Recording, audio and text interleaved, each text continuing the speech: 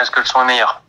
Oui, le son est meilleur. Les petits primates abonnés à la chaîne secondaire Stéphane Edouard Études de cas te remercie d'avoir amélioré le son et d'avoir accepté que cette conversation soit diffusée. Tout à fait, je suis d'accord avec le fait qu'elle soit diffusée et d'être enregistrée. Et il faut également, pour être tout à fait dans les clous juridiquement, mettre une limite de temps. Donc on va dire qu'elle sera diffusée jusqu'à mon 75e anniversaire. Ça te va? Ça te va, je te souhaite de vivre jusque-là en tout cas. Ben moi aussi, moi aussi. Alors on t'écoute et on va essayer de t'aider parce que tu es... VIP. Parce que tu es VIP et parce que tu as l'air sympa et parce que tu as l'air de parler correctement. Donc formule ton cas correctement. Mais avant ça...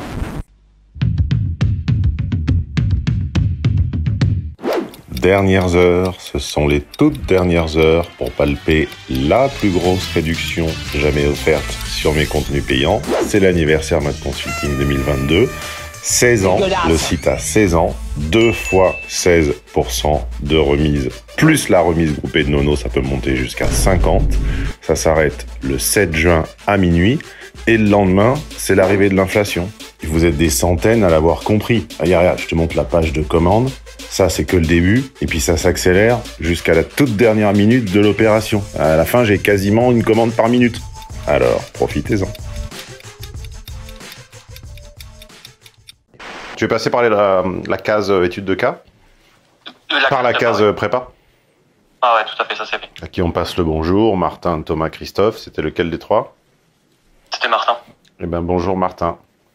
Tout à fait, merci à lui. Tu es VIP Eco, intégral ou premium? Eco. Eco. Mais c'est pas grave, hein, il faut des charters pour tout le monde. Tout à fait, il faut pouvoir accéder à ça. Pour te faire un peu de contexte, je suis chargé d'affaires dans une petite entreprise qui change les détails que tu souhaites, hein, aucun... Bien sûr. Donc on fabrique des machines spécialisées sur mesure dans l'industrie générale, avec parfois des intégrations de robots ou des choses comme ça. Et en fait, du coup... D'accord, donc vous n'avez pas de femme. Non, aucune. C'est étonnant. Voilà. Elle ne demande pas la parité dans les robots. Non. Non, là, curieusement, non. Voilà. Et en fait, donc mon travail, c'est en avant-vente d'un projet, je dois comprendre le besoin du client, imaginer un concept de A à Z pour répondre à son besoin, le chiffrer et créer une offre en fait. Un besoin, ça pourrait être quoi, par exemple? Eh bien, admettons, prenons un stylo que tu peux avoir en face de toi. Le besoin, ça peut être distribuer les 4 ou 5 pièces qu'il y a dans le stylo, les assembler et les conditionner en carton. Ah, d'accord, donc c'est vraiment de la mécanique industrielle. Voilà, c'est ça. D'accord. Bah, ça tombe bien, c'est mon diplôme. Ouais, c'est pour ça, je me suis pensé à toi. Et en fait, du coup, dans toute cette phase de début d'avant-projet, je vais travailler avec une équipe technique qui est principalement soit l'équipe maintenance, soit l'équipe prod, soit l'équipe des travaux neufs pour les nouveaux investissements dans l'entreprise. Et on va définir tout le projet ensemble. On arrive à une offre qui est satisfaite techniquement. Tout le monde est d'accord. Et là, on passe par la case achat. Et en fait, on se retrouve avec eux qui arrivent dans une phase de négociation. Et en fait, les gars, ils sont absolument insensibles à l'aspect technique de la solution.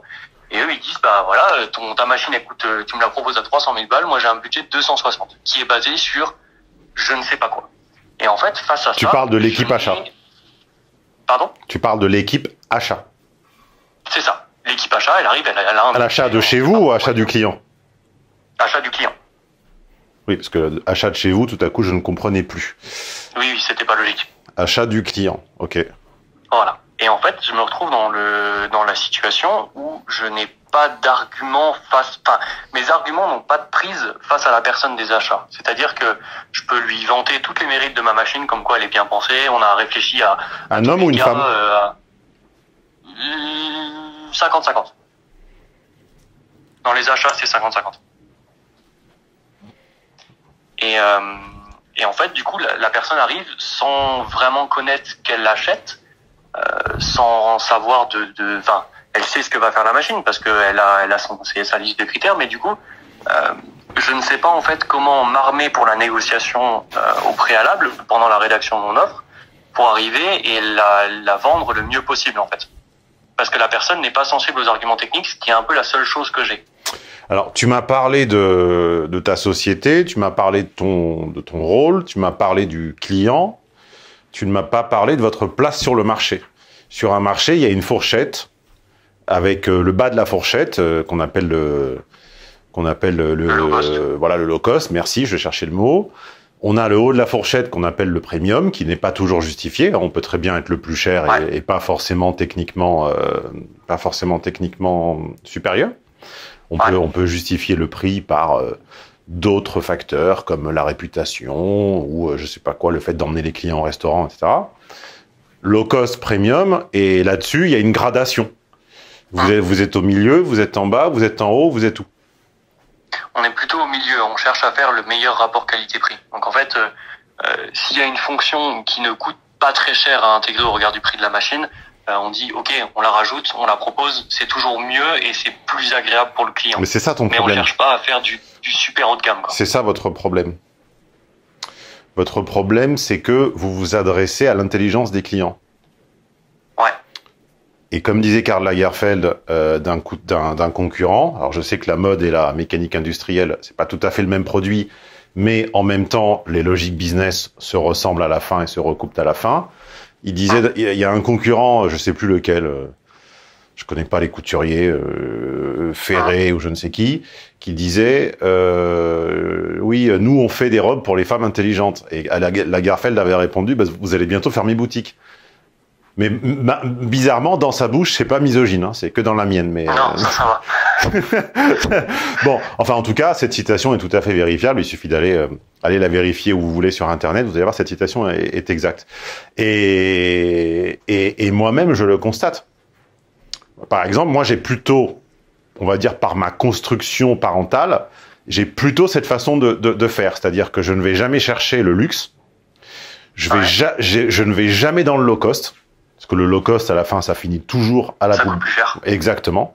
Et donc, je suis pour maximiser ses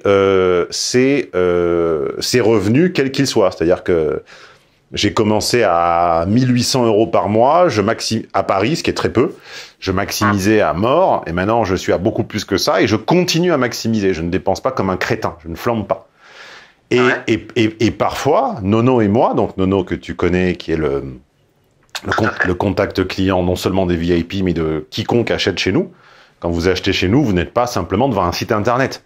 Vous avez quelqu'un derrière ce site que vous pouvez joindre via son téléphone ou son mail tout le temps. Et là, excuse-moi de faire une parenthèse promo, hein, mais enfin en même temps, je sais pas pourquoi je serais la seule boîte au monde à pas le faire.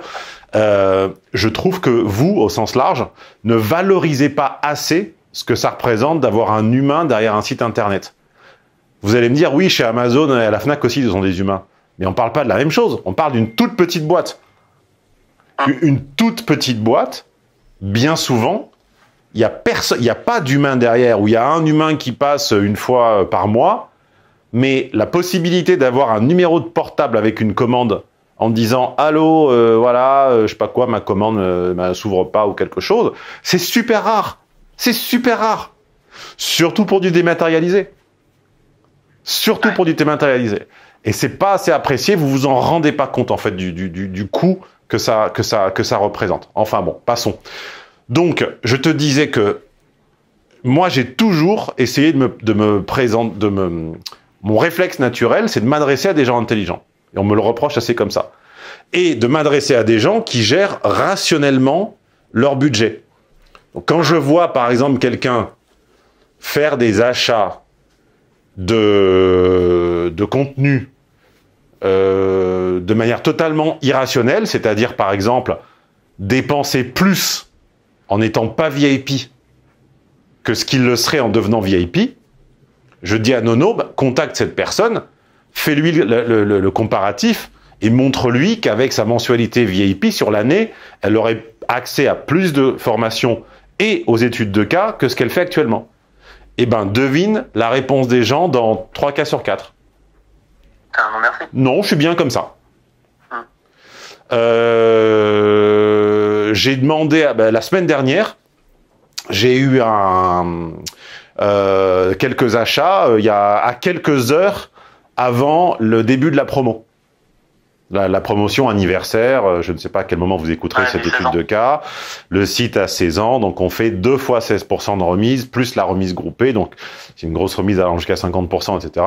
J'ai dit à Nono, contacte les gens qui ont souscrit, qui ont acheté quelques heures avant, parce que moi, à leur place, je détesterais avoir payé plein pot si patin coup fin. Et c'est pas la première fois que je le fais, je l'ai déjà fait les années précédentes. Devine la réponse des gens dans 3 cas sur 4, pas de réponse. Mais non, mais si, là, si. tu peux pas ne pas répondre quand on te propose 30% supplémentaire. Soit ils répondent et il y a même pas de merci. C'est oui d'accord. Oui d'accord, mais est-ce que c'était pas un petit peu la classe de proposer quand même? Quand tu vas aux Galeries Lafayette le mardi soir avant les soldes et que tu payes ton truc plein pot parce que t'es pas au courant que les soldes commencent le mercredi, les galeries te rappellent pour te proposer de te rembourser la différence ou pas? Ah non. Bah moi oui. Et bah j'ai jamais un merci. Et puis les autres répondent pas.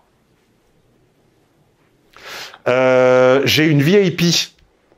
J'ai une VIP qui se reconnaîtra peut-être, qui a acheté, donc qui est VIP Eco comme toi, donc 147 €, et elle a acheté en plus de son séminaire mensuel, de sa demi-journée de séminaire mensuel, elle en a acheté un autre.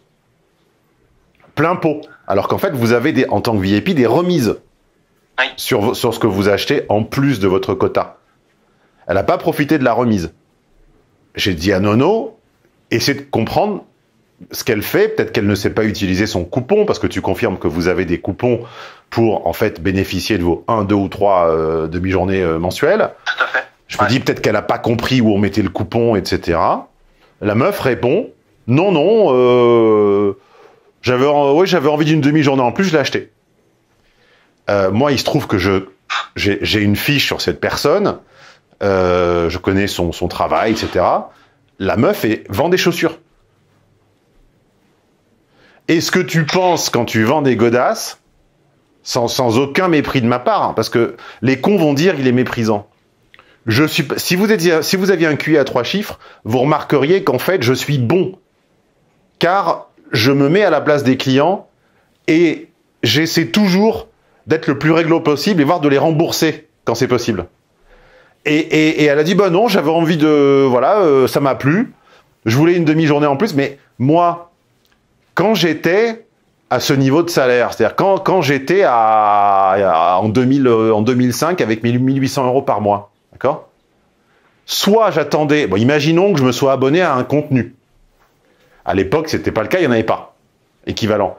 Soit j'attendais le mois prochain pour avoir la suite, soit si vraiment je pouvais pas attendre, j'utilisais mes avantages et je payais pas plein pot. Mais en fait, les gens d'intelligence moyenne sont comme ça. Et le problème, c'est que votre positionnement que tu appelles toi rapport qualité-prix, ouais. Selon moi, c'est pas vraiment un positionnement meilleur rapport qualité-prix, c'est un positionnement ratio intelligence-prix ou ratio intelligence-produit. Vous vous adressez à un type de consommateur qui n'existe plus. Le consommateur s'est polarisé, fractionné en deux, le low cost et le premium. Comme tout, sociologiquement, c'est partitionné en deux. L'ex-classe moyenne désormais paupérisée, et le consommateur premium. Entre les deux, il n'y a plus. Et tu le vis dans tout. Vis-le en BTP, fais des travaux ou fais faire des travaux. Ouais. Tu verras bien que tu as 85% de prestations de merde et tu as 15% de prestations correctes avec des archis, des machins, des trucs hors de prix. Tout est comme ça. Il faut que tu partes du principe que c'est tu me poses une question évidemment avec ton prisme, toi dans ta ville, etc. Mais c'est social. Je pense que votre positionnement est à revoir vers le haut ou vers le bas. Il faut soit rogner les coins pour sortir à 260 000 euros, et rogner les coins, mais pour vous, avec un ADN technique, ça sera un affront de rogner les coins, mais peut-être que pour l'acheteur, il s'en fout. Il s'en fout. Parce que dans 5 ans, quand le truc tombera en miettes, il sera plus là. C'est triste, hein, ce que je te dis. Hein. Ouais, mais c'est exactement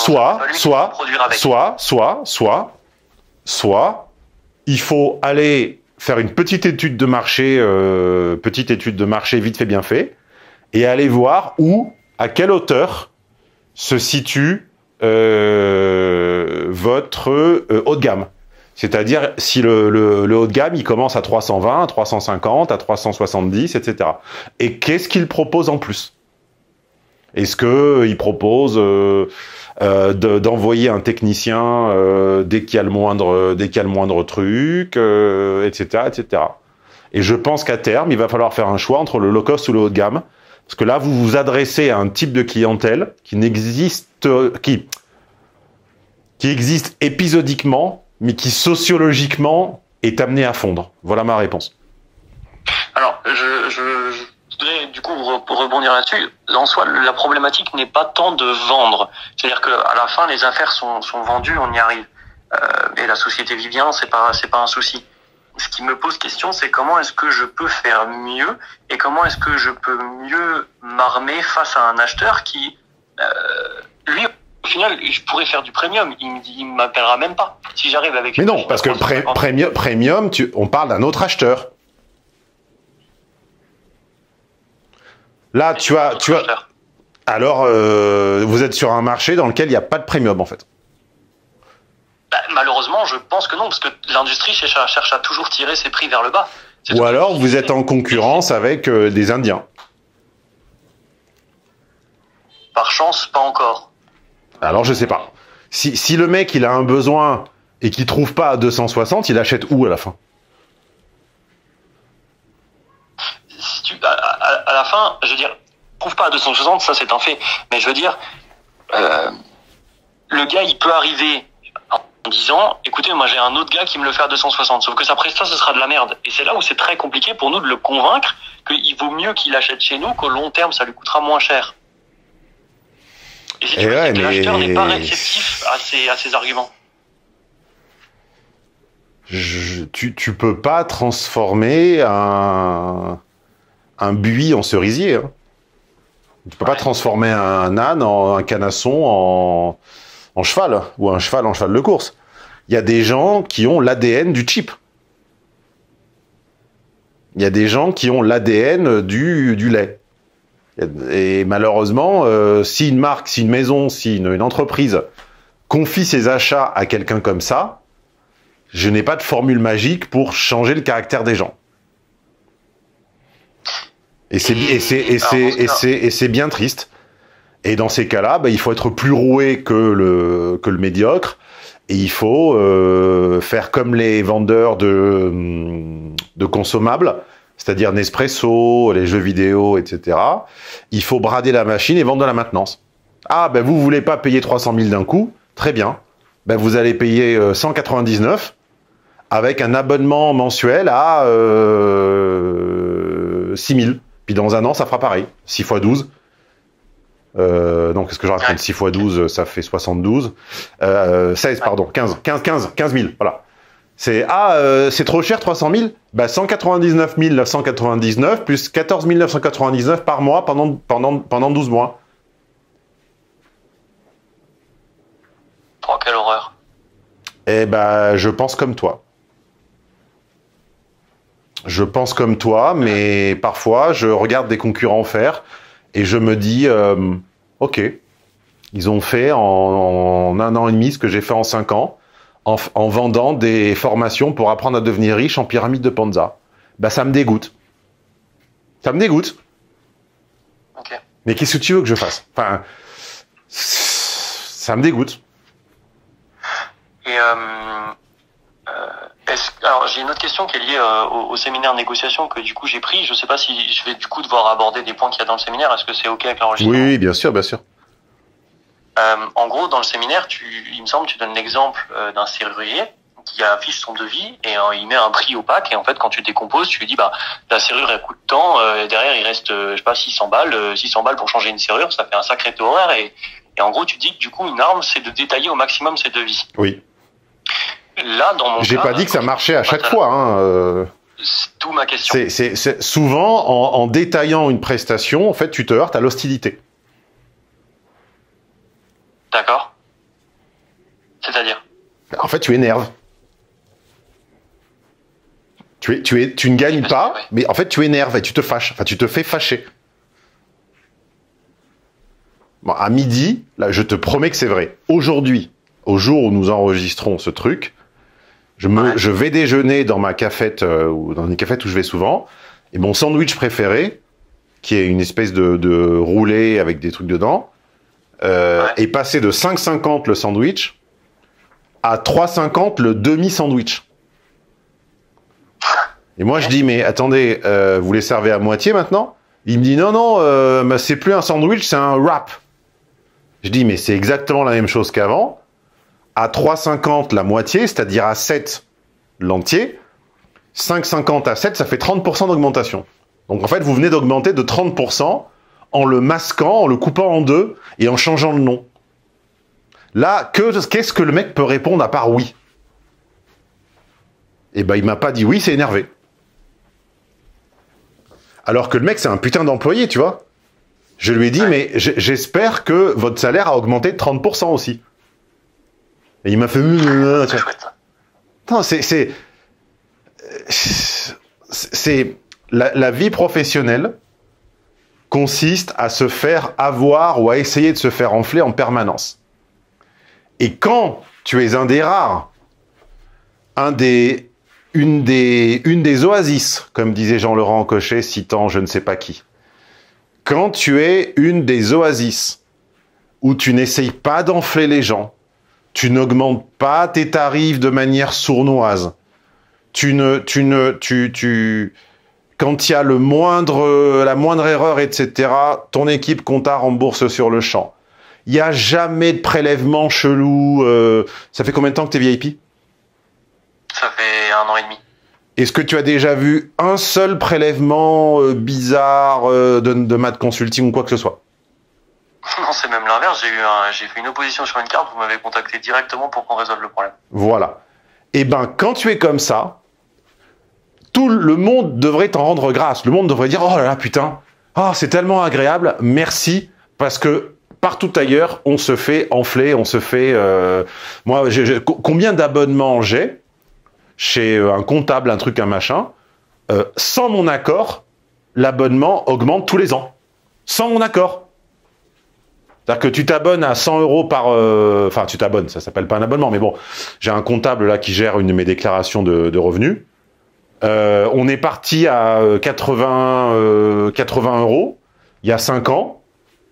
On est à 105 par mois. J'ai jamais donné mon accord. Ouais. Tu vois ? Oh, ben c'est que 5 €, c'est l'inflation. Ben, connard, j'ai jamais accepté. Tu vois ? Moi, je ne fais jamais ça. Jamais, jamais, jamais, jamais. Il y a pas... Tu peux chercher depuis 2005, même les pires haters, même les pires médisants, il n'y a pas une histoire d'arnaque à mon sujet. On peut dire il est misogyne, etc., etc. Il n'y a pas une histoire, une seule, qu'un client aurait été floué. En soi, ça devrait déjà être notable et noté. En soi. Ça ne l'est jamais. Jamais, jamais, jamais. Donc le problème, ça n'est pas tant de vilipender la médiocrité et la fourberie. Le problème, c'est que l'honnêteté n'est pas assez encouragée. Et je te renvoie à un podcast VIP récent, fin 2021, début 2022, où j'explique, où je parle de ça en disant, on ne se félicite pas assez quand quelqu'un fait un truc bien. En m'ôtant de l'équation, je parle pas de moi, je parle en général. Donc si tu me dis que c'est pas une question de positionnement pricing et que c'est pas une question qu'il y a des concurrents indiens ou chinois, alors il faut être plus roué et il faut faire des offres d'enculés comme Nespresso avec une machine vendue quasiment à perte et une marge sur les consommables. Sur les capsules. Moi, je trouve ça honteux, par exemple. En plus de la pollution avec toutes les capsules, etc., soi-disant recyclées, mais mon cul sur la commode, moi, je trouve ça honteux. Mais une immense majorité des gens trouvent ça très bien. Ma mère trouve ça très bien.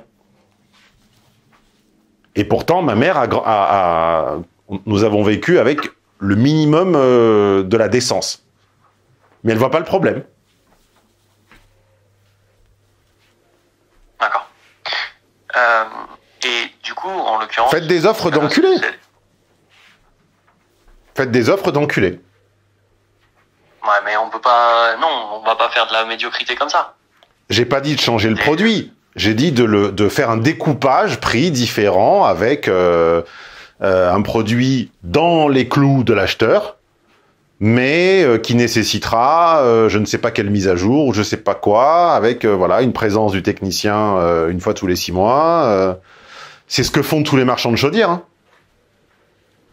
Moi, quand je fais venir l'installateur de la chaudière pour avoir l'attestation annuelle qu'elle a été entretenue, il la fait tourner à fond et il mesure.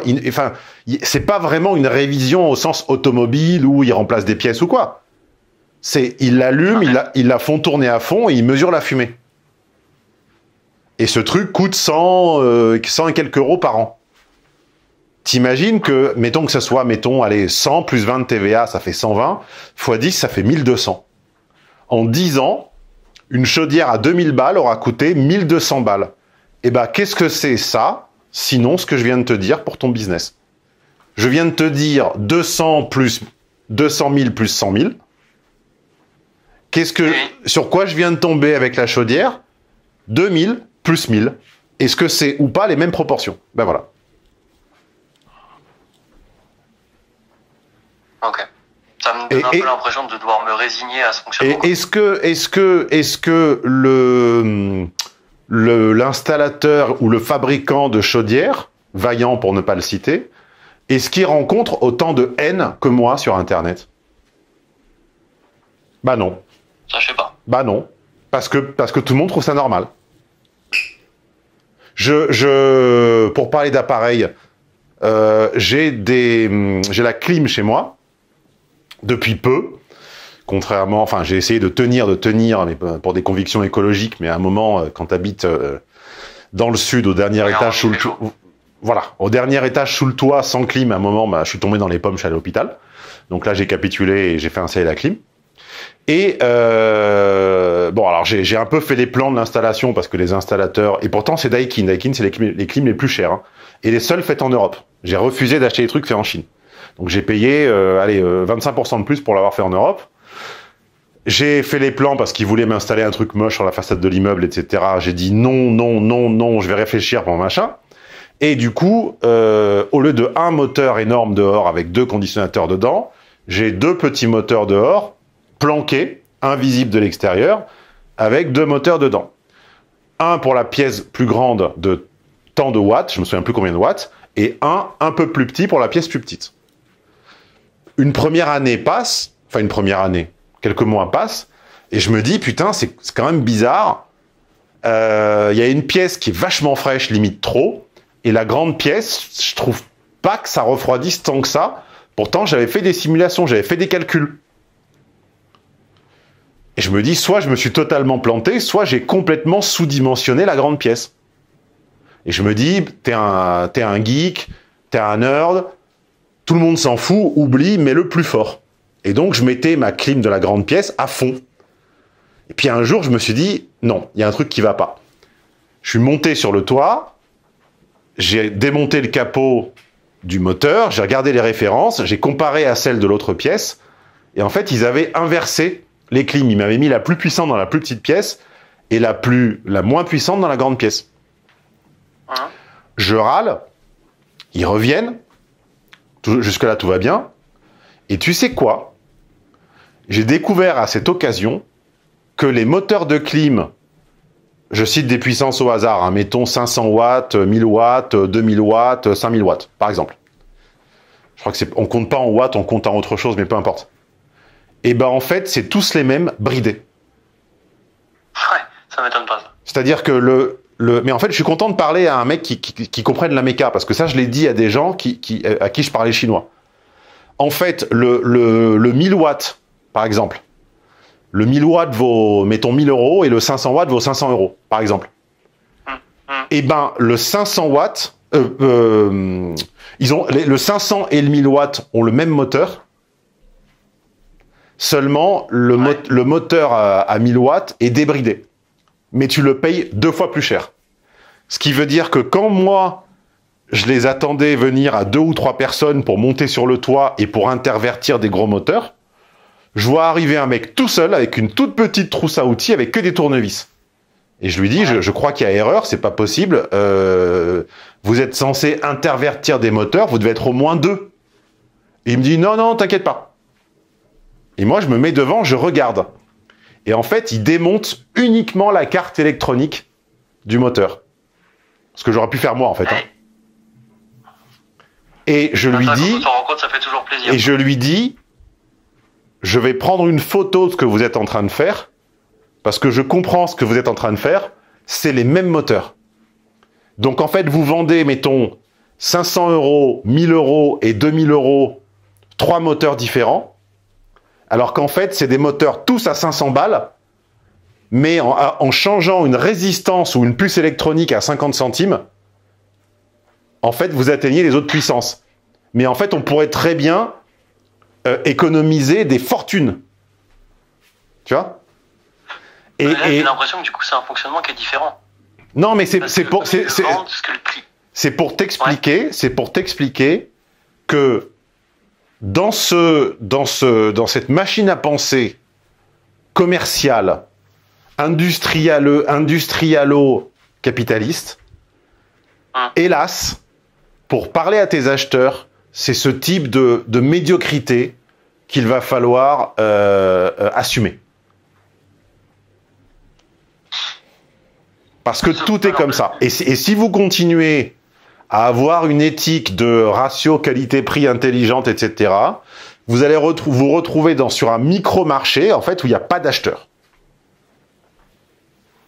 Ouais, et on va parler directement à la technique, et ce sera elle qui prendra la décision sans passer par les achats. Je vais arrêter avec les anecdotes personnelles. Je t'ai parlé d'un sandwich, je t'ai parlé d'une clim, et je t'ai parlé de... je sais plus quoi. Ouais. Tout est comme ça. Tout est arnaque. Il n'y a aucune raison technico-éthique de payer 2 fois plus cher un moteur soi-disant 2 fois plus gros, quand en fait c'est le même et que l'un des deux est bridé par une résistance. Tu es d'accord ou pas? Je suis d'accord sur le raisonnement. Donc il faut trouver chez vous, dans votre gamme de produits à vous, une manière de leurrer l'acheteur. C'est tout. Et pour l'instant, vous n'êtes pas assez malin, vous n'êtes pas assez mauvais, vous n'êtes pas assez, vous n'avez pas le vice. Sauf que nous, on ne vend pas un produit. On peut pas dire que c'est un produit, puisqu'à chaque fois c'est un produit. C'est une machine qui est unique, qui sera jamais refaite. Là, quand le mec il vend son moteur, il vend le prix que le. Ce sont des exemples. Moi, j'ai pas d'installation chez moi artisan, enfin, comment dire, unique. Oui, sur mesure. Sur mesure. Je te dis juste que je ne sais pas, c'est pas mon métier de résoudre tes problèmes. Mon métier, c'est de t'écouter et de raisonner en direct avec toi. Après, à la fin, je vais pas tenir ton stylo et te dessiner une machine. Même si j'ai un diplôme de méca indus à la base, mais je te dis juste, je te montre que désormais, ça tient sur de l'arnaque organisée. Je te donne des exemples factuels. Et c'est cette mentalité, malheureusement, il va falloir être plus malin que l'acheteur. L'acheteur, il a dans ses consignes de ne pas sortir plus de 250, et ben il va falloir qu'il sorte à moins de 249,999. Il va falloir le niquer d'une façon ou d'une autre. Pourquoi? Parce que si vous ne le niquez pas, si vous ne le niquez pas, eh bien, il ne vous en saura pas gré. Oui, être correct avec lui, ça ne rapporte rien. Non. Du tout. Écoute, allez, j'avais promis d'arrêter, un petit dernier pour la route. Soyons fous. Nous avons passé des semaines, peut-être pas des mois, mais des semaines avec Nono et mon développeur, car Nono n'est pas développeur, enfin pas officiellement. Nous avons passé donc des semaines à 3 à implémenter sur Math Consulting un système d'avis vérifié. On a essayé plusieurs plateformes permettant de certifier les avis, et après il faut les intégrer au site. C'est-à-dire il y a un travail de connexion entre la base et la plateforme, il y a un travail d'intégration au site, et il y a un travail de certification de tous les anciens avis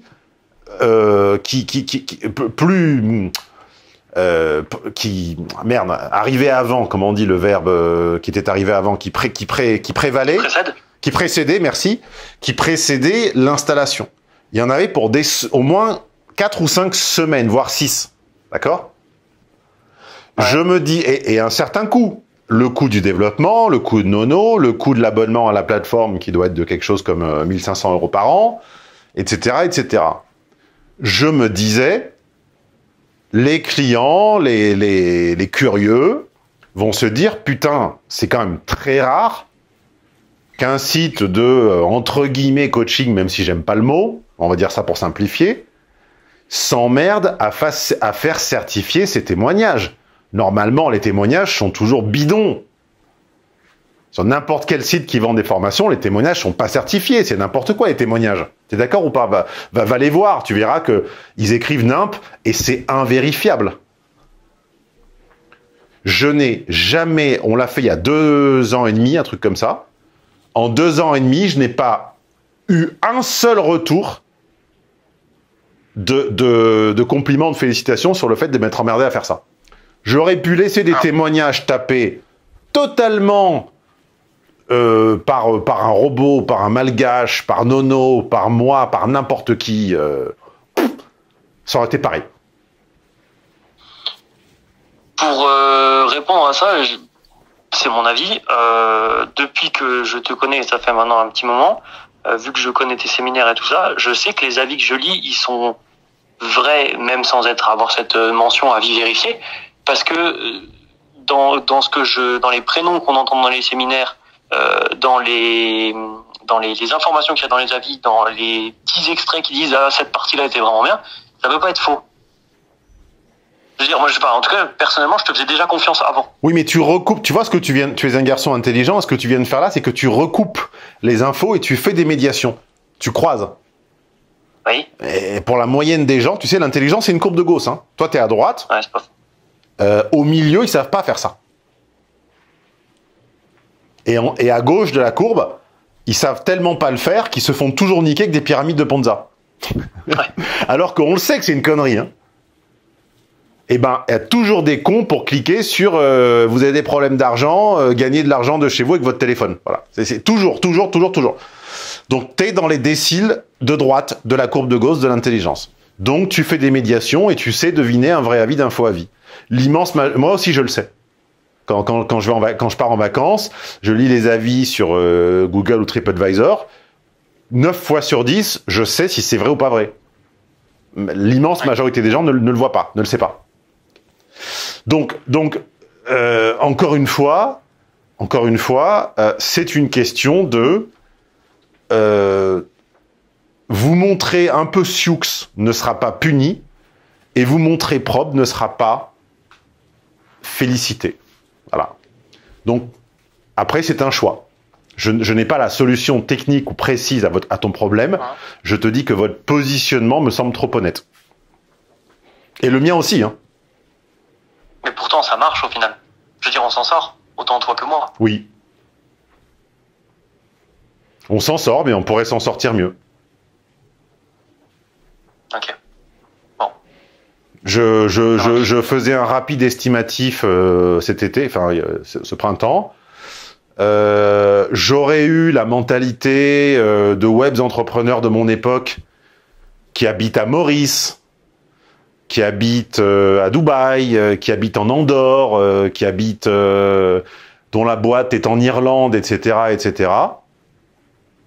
Bah là, pour acheter un appartement à Rome, j'aurais 3-4 millions cash. Ouais, ok, ouais, c'est pas... J'ai pas cette somme. J'en ai, mais j'ai pas cette somme. Je dis pas combien, mais j'ai pas cette somme. Est-ce que les témoignages que je reçois me réconfortent de ma probité depuis 15 ans? Non, je me fais chier dessus en permanence. Voilà. Bah, est-ce qu'on a raison? Est-ce qu'on n'a pas raison? Je sais pas. C'est un peu... En fait, être honnête, c'est un peu christique. Hein. Désolé, je connais pas le mot christique. Bah, Jésus-Christ, le Christ. Ah, d'accord, ok, pardon. Je croyais que c'était un autre truc. Okay. À un moment, tu te fais clouer au pilori en permanence. Tu sais, moi, j'ai un pote très heureux en couple, mais qui m'a dit, entre deux murs, comme ça, seul à seul, oui, j'ai trompé ma femme, mais parce que avec combien auparavant j'ai été intègre, et qu'est-ce que ça m'a rapporté? Rien. De mentalité. Et on l'a tous fait, hein. On a tous été bien gentils, on s'est tous fait faire cocu, moi aussi, hein. Ouais. Donc il paraît qu'on dort un peu mieux. Pas quand on est cocu, mais quand on est intègre. Oui, c'est vrai que globalement, on dort assez bien, oui. Après, ça fait cher le sommeil, quoi. Ouais. Ok. Bon, il va falloir que je réfléchisse à ça dans ce cas. Donc, voilà, je ne sais pas te dire autre chose que ça. Très bien. On te remercie encore d'avoir accepté le partage et la diffusion de cette étude de cas. C'est pas le cas de tout le... Bah, tu vois, l'intelligence est liée à la bonté. Tu as tout de suite, sans te dire hein, qu'est-ce que ça peut me coûter, qu'est-ce que ça peut me générer comme ennui, tu as tout de suite accepté. Parce que tu t'es dit, oui, allez, pourquoi pas, voilà. Et bah, tout est lié. Je suis sûr que tu vas trouver, dans un temps raisonnable, une solution ou une option pour sortir de l'impasse, parce que tu t'exprimes bien, c'est clair, c'est bien formulé, il y a tu m'as jamais fait répéter quoi que ce soit. Alors que j'ai le même téléphone que d'habitude, WhatsApp en Wi-Fi, tout va bien. Avec le con, ou les cons, hein, il faut toujours répéter. Ah, j'ai pas entendu, j'ai pas compris. Eh ben, c'est marrant. Pourquoi que les gens intelligents, ils entendent bien, en fait? C'est drôle, hein? Une corrélation, ouais. Tu vois, c'est drôle, c'est marrant. Il n'y a aucun moment où tu as besoin de me faire répéter, et vice-versa. Ou peut-être au début, je t'ai fait répéter une fois parce que j'avais pas compris si tu parlais de tes achats ou de leurs achats. Mais il y a pas de « Ah, j'ai pas compris, j'ai pas entendu ». C'est écoute, formulation, faire les médiations, croiser des infos et accepter que la réponse soit pas une réponse directe. C'est-à-dire, vous avez un souci, mais vous êtes technicien dans un domaine précis, un tiers va pas dessiner la solution à votre place. Il peut simplement vous aider à réfléchir, à prendre du recul. Donc, on te remercie. Et les gens intelligents, globalement, acceptent que leur expérience serve et ils changent les détails qui sont nécessaires, alors que les cons te disent « Ah mais non, même si l'activité est trop précise et trop importante pour que je puisse raconter. » Puis en fait, tu te rends compte quand ils ont raconté qu'ils auraient pu dire n'importe quel métier dans n'importe quel pays, c'était pareil. En fait, ça n'empêchait absolument pas de comprendre. Donc, on te remercie avec le pouce, avec le partage. Je sais que c'est difficile de partager une étude de cas parce que c'est de l'audio et que c'est long, mais pensez peut-être à quelqu'un que ça pourrait renseigner. Et on te dit à la prochaine fois pour la prochaine étude de cas de ton abonnement VIP. Et pour les abonnements VIP, homme-d'influence.com/VIP. Si vous entendez cette étude de cas dimanche 5 juin 2022, date à laquelle elle devrait être publiée, sachez que l'anniversaire s'arrête mardi et qu'à partir de mardi, j'appliquerai l'inflation pour la première fois depuis 2017 ou 17. Ça fait 5 ans que mes prix n'ont pas bougé, d'accord? Alors que moi, tous mes fournisseurs m'augmentent tous les ans. Donc, il y aura un réajustement de 20 € mercredi 8 juin. Voilà, ça, sachez-le, et puis faites-en ce que vous voulez, ok? Très bien. Pas pour les abonnements déjà en cours, hein. Moi je suis pas un enculé, Ouais. un abonnement c'est un contrat à une certaine date, on le touche pas. Ça c'est très appréciable. Qui m'en sait gré? Personne. Mais bon, moi je m'en sais gré tout seul. Allez, salut Gauthier, j'ai oublié ton prénom, Gauthier. Gauthier. Voilà, salut Gauthier. À la prochaine. Ciao. Passe une bonne journée. Ciao.